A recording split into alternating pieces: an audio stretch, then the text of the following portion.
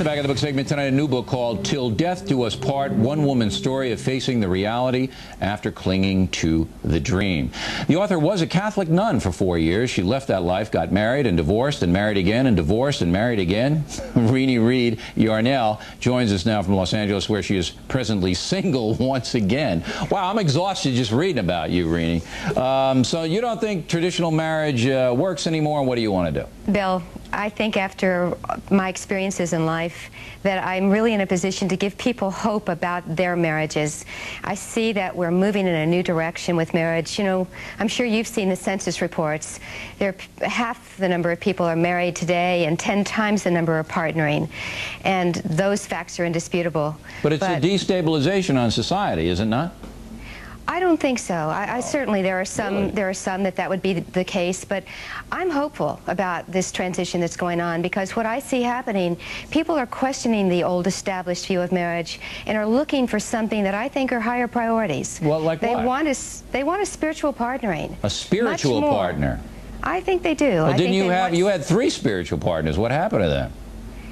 In my case, as in many cases out there, Bill, marriages after a certain time do come to an end. It's a reality. You know, back when we lived till 30 or 40, sure, it was possible, really likely that we would live till death do us part. Yeah, but in my parents' generation, and I think in your parents' generation, divorce was had stigma to it. There wasn't nearly as many as there are. But you have something in your book that's interesting. You don't want till death do us part in the vows anymore. You want for as long as we both grow. That's a little touchy-feely, is it not, Rene?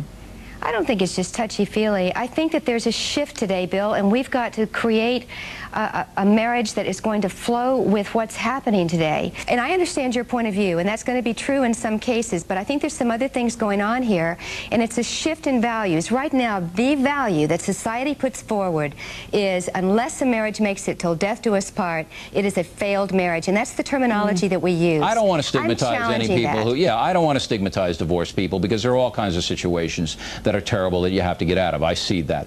But, you know, you're a former Catholic nun, you're a theologian, you know your theology, and, you know, it's quite clear in Scripture that, you know, what God has joined together, let no man put asunder.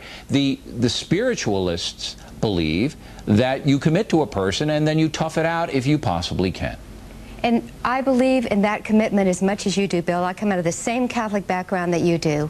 But even the Catholic Church, as staunch as it is, recognizes that there is an ending of marriages. Look at the number. There have been over a million annulments. They're humane about it, and they should be. And part of the reason that I have come forward with my book and publishing it is because I think I give a message of hope to people. People look at me and say, well, with her religious background, with her value system, if she didn't make it, maybe I'm not so bad after all. No, all right, I see the point that we don't want to hammer anybody. You going to get married again? I'm going to look for a spiritual partner. I want to find somebody that I can relate to, that I can grow with, that I can grow in love. We wish you the best, Miss Yarnell. Thanks for coming on.